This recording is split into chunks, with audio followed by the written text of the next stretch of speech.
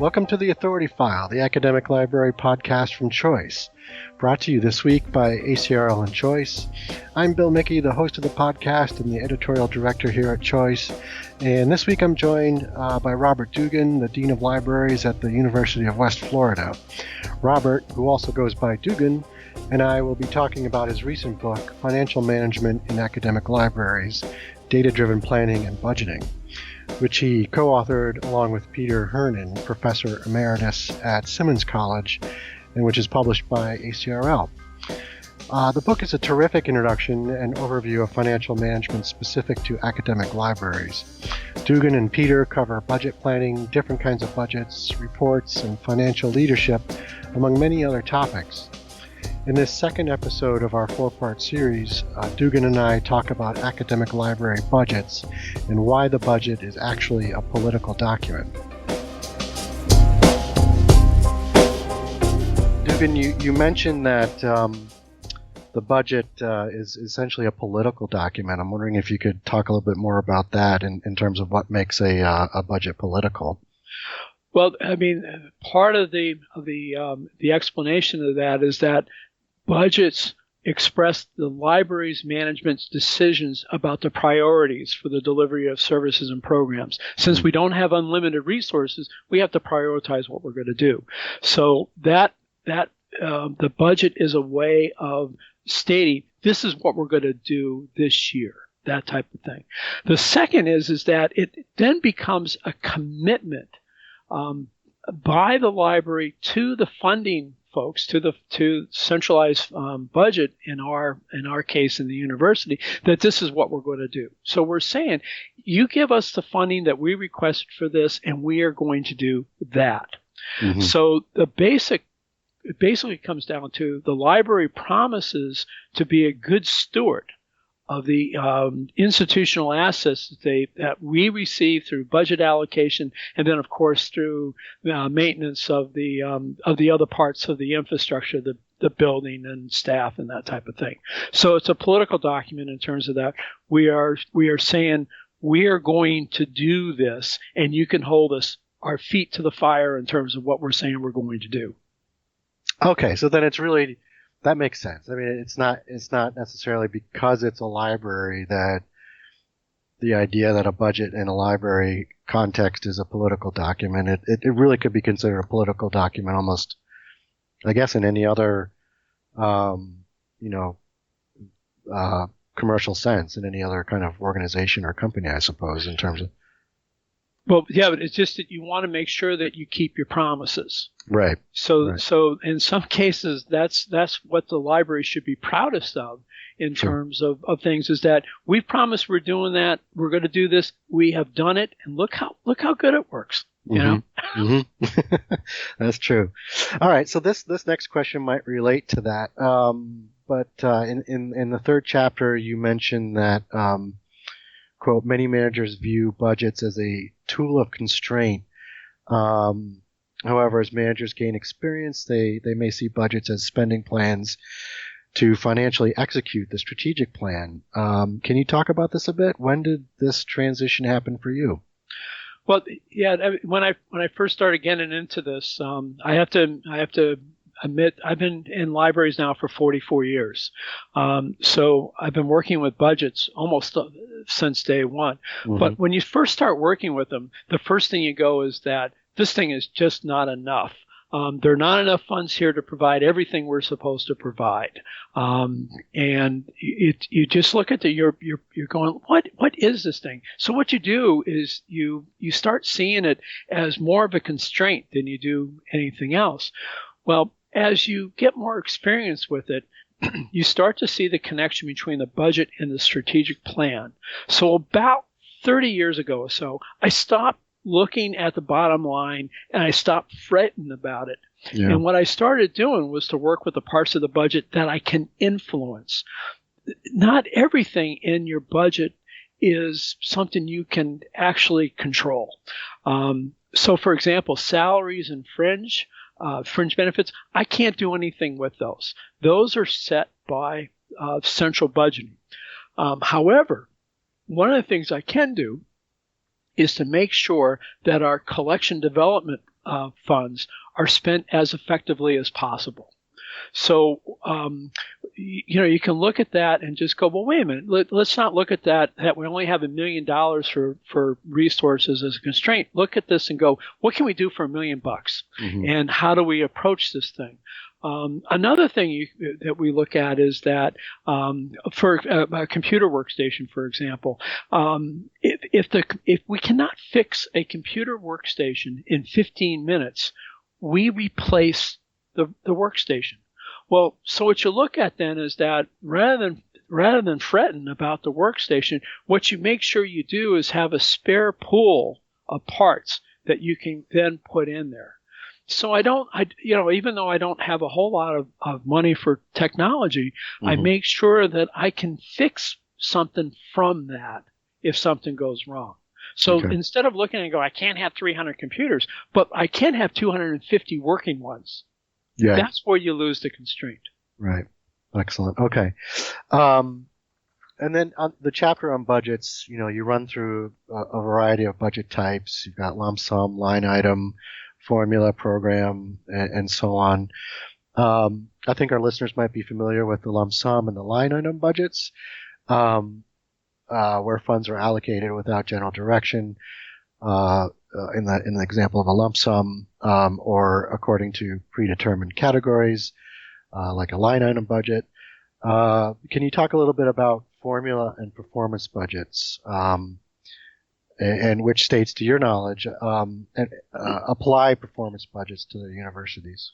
Sure. Formula budgets are basically set by ratios dependent on one or more variables. So the simplest formula budget is set as a percentage of something to something.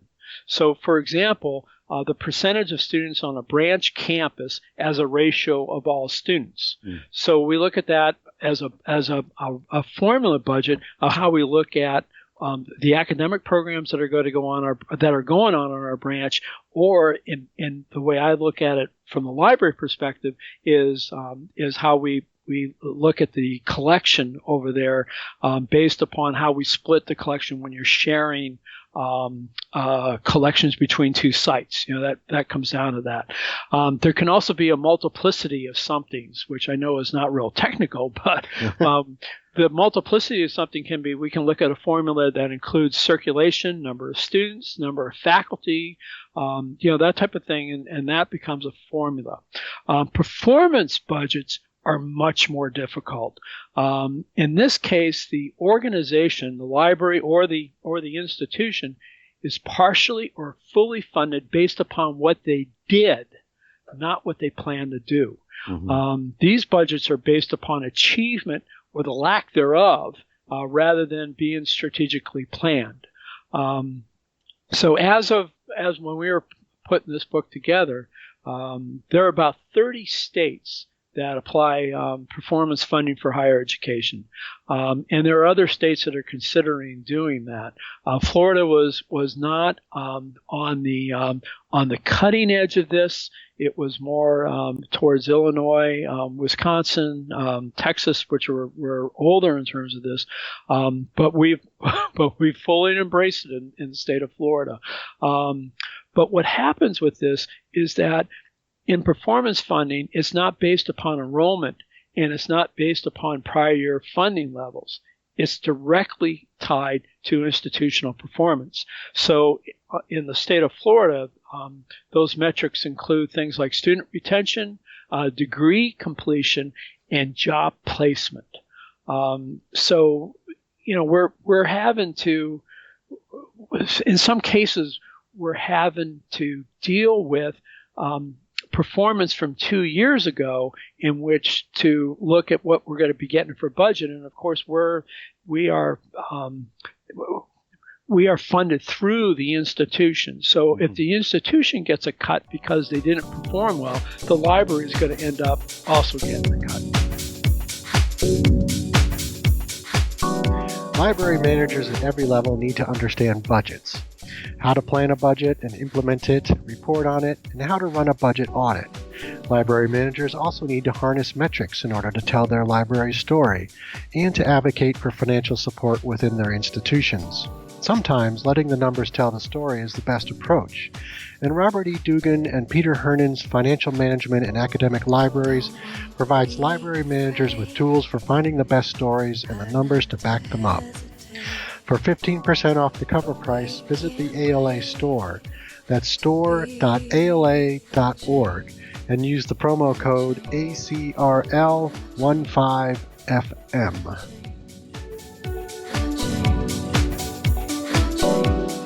What's the motivation there from the state level? I mean, why what goes into that consideration of shifting to a performance-based budget?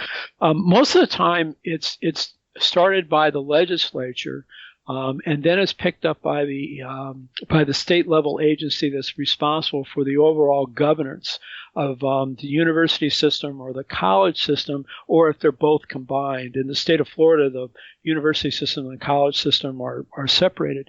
The intent is to get students graduated faster in order to get them into the workforce. Mm-hmm. And in our case, one of our performance metrics are what's referred to as strategic emphasis. So the more students that we graduate with graduate and undergraduate degrees in STEM count more than those that we graduate in English or history. So that what they're trying to do is to fill gaps that they see in the workforce. Plus, they just don't want them. They want them out working. They don't want them hanging around writing poetry. That's the nicest thing I can say about it. But that's what they're up to. And now, does that? I don't want to get too far afield with this question, but I mean, is that influencing the curriculum then? Oh, yes. Just think of it, if you're going to focus on STEM, then you're going to be focusing in the sciences. Right. Science collections cost more than English collections do. Mm-hmm. So, yes, it affects. The other thing is that you've got to have the students, and they've got to be able to handle calculus too. They've got to be able to do science research methodology, even on the undergraduate level in terms of their workload.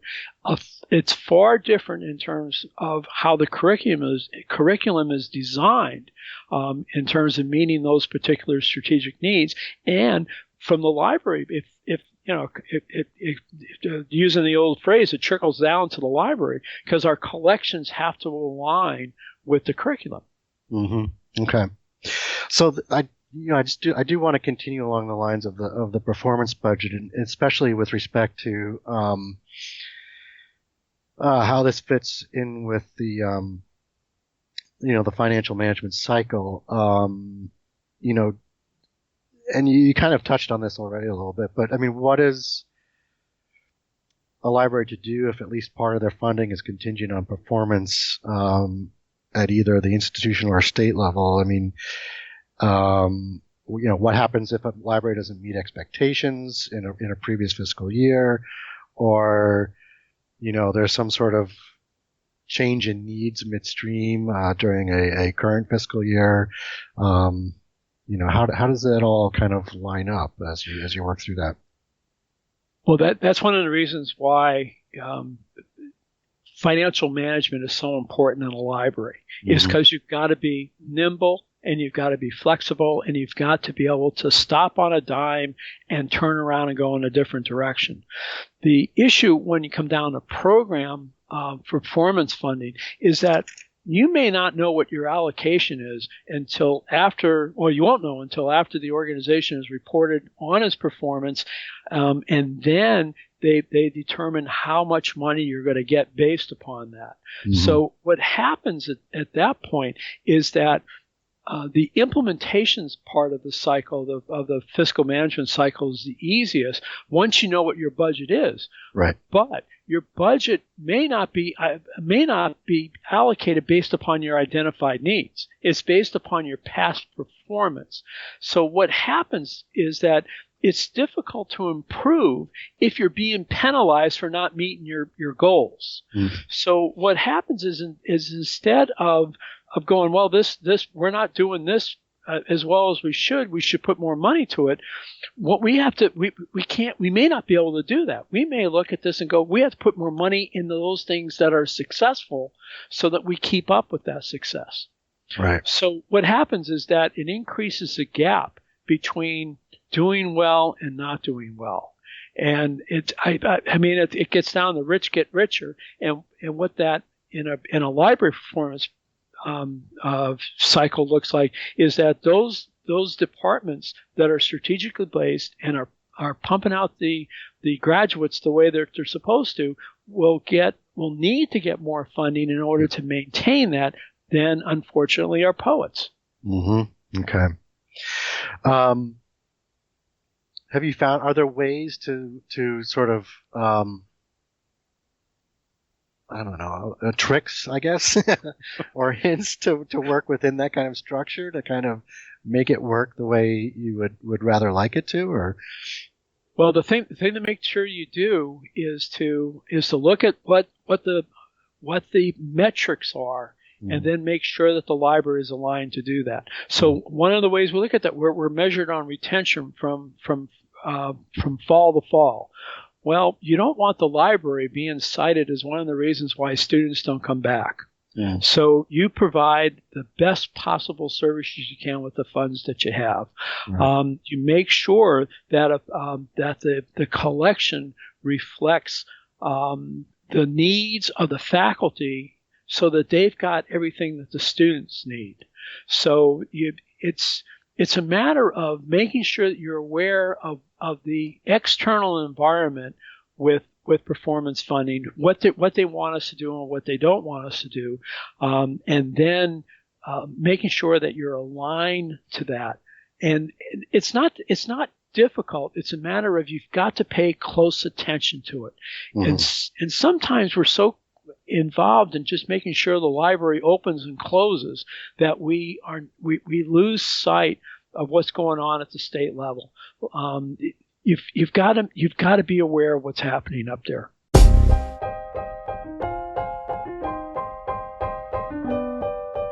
You just heard from Robert Dugan, co-author along with Peter Hernan of Financial Management in Academic Libraries, which is published by ACRL.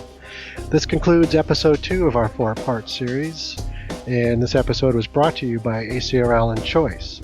Be sure to join us for the next episode, where we'll discuss how budgeting has changed and must keep pace with a quickly changing market. Procurement will ask us, we have to go out to bid if we're buying tables and chairs that are worth thousands of dollars. But we do not need to go out to bid for databases that cost millions of dollars. You can search for and listen to all of the episodes of The Authority File on your favorite podcast platform. You can also find all of our episodes on choice360.org. Just click on the librarianship dropdown. Be sure to leave us a rating and review. It helps others discover the Authority File podcast and lets us know how we're doing. We'd also love to hear from you. You can leave us feedback on our Twitter feed at @choice_reviews. Thanks again for joining us.